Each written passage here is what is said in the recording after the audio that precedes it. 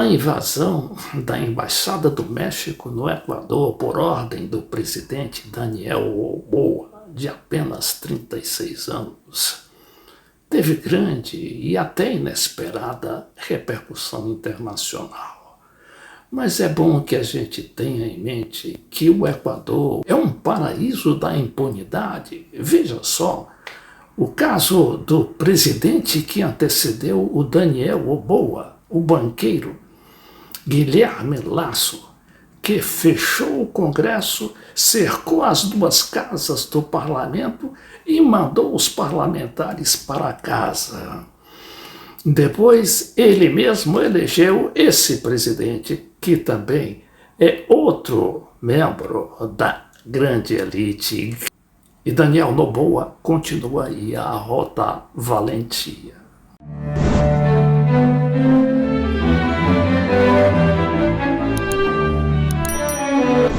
É verdade que o Daniel Noboa só tem mais 1 ano e 2 ou 3 meses de mandato, porque foi eleito para cumprir um mandato tampão de um ano e 7 meses de mandato. Não é? Ele assumiu em novembro.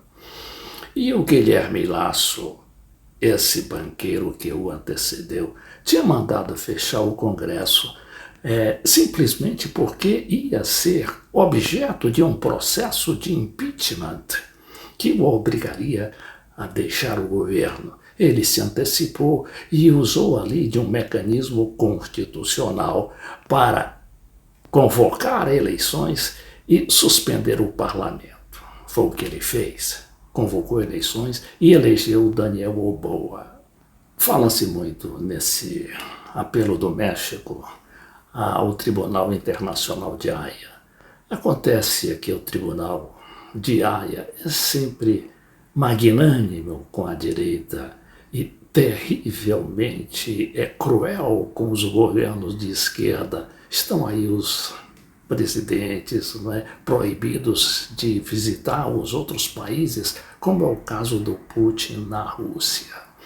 Mas vamos ver o que vai acontecer, não sejamos pessimistas. Só que o próprio Daniel Noboa pode até sofrer uma punição, uma sanção pessoal, mas ele ali também é outro tipo descartável, assim como foi o Lasso, o Guilherme Lasso, que foi logo substituído por um membro da elite, né? E que leva ali todo aquele governo de extrema-direita contra o povo, contra os direitos sociais, as maiorias, e ficam ali e se encastelam no poder. Mas vamos ver aqui as possibilidades que há, segundo a imprensa, não é, de punição do governo equatoriano. Aqui diz a revista Carta Capital, falando sobre as possíveis consequências para o Equador após a invasão da Embaixada do México em Quito, que é a capital do país. O presidente do México, Andrés Manuel López Obrador, prometeu levar o caso à Corte Internacional. Especialistas apontam consequências políticas e econômicas para o país governado por Daniel Noboa. Daniel Noboa, a gente tinha comentado no vídeo anterior, né? É um menino prodígio, nascido em Miami, com mestrado nas universidades de Harvard e George Washington, e um dos diretores das empresas de exportação do pai, que também é muito influente naqueles paraísos fiscais que rodeiam a América Latina. Então diz que a invasão sem precedentes à Embaixada do México pela polícia equatoriana em Quito gerou rejeição generalizada na comunidade internacional, além da crise diplomática. Quais são as consequências que o governo do Equador enfrenta? Após romper relações diplomáticas com Quito, o presidente mexicano Andrés López Obrador antecipou uma denúncia contra Quito na Corte Internacional de Justiça, que será apresentada nesta segunda-feira passada, segundo o seu governo.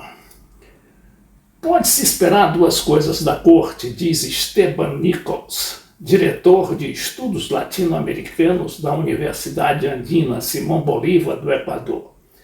Uma penalidade financeira ou a exclusão do Equador de certos comitês e votações em organizações multilaterais como a OEA, prevê o doutor em ciência política.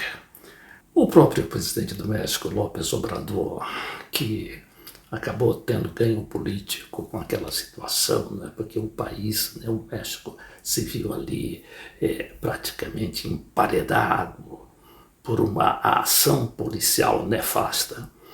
E Obrador vinha sofrendo uma campanha midiática tremenda, que até chegou a ameaçar, não de todo, mas de alguma maneira, a sua candidata à presidência da República, que vai ser eleita no próximo mês de julho. Vejamos o que diz aqui o López Obrador. A política exterior de México se caracteriza por proteger a perseguidos políticos.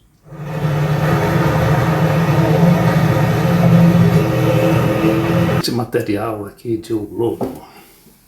Presidente do México atribui invasão de embaixada a governo fraco e critica líder do Equador. Inexperiente. Em coletiva, López Obrador acusou Daniel Noboa de ser mal assessorado. Chanceler mexicana Alicia Bárcena, reforçou que o país acionará a Corte Internacional de Justiça para avaliar o caso. O presidente do México, Andrés Manuel López Obrador, atribuiu nesta segunda-feira a invasão da embaixada de seu país em Quito, no Equador, a uma combinação de inexperiência, má assessoria e busca de apoio interno por parte do governo equatoriano, liderado por Daniel Noboa, de 36 anos. Obrador, que rompeu relações com Quito após a operação policial, disse nesta segunda-feira que foi uma ação verdadeiramente autoritária e prepotente por parte de Noboa. Quando há governos fracos, que não têm respaldo popular ou capacidade, candidatos são fabricados e quem não tem experiência chega ao poder. O caso, né, do Equador, que vem ali ao longo da história, só interrompida pelo governo de Rafael Correa, que foram 12 anos de estabilidade política e inclusão social. Mas tanto o Rafael Correa, não é, quanto o seu vice-presidente, que é o Jorge Glass, foram severamente punidos. Jorge Glass foi preso, está nessa prisão aí, né? Foi arrancado da embaixada do México e ontem parece que tentou suicídio, segundo a polícia.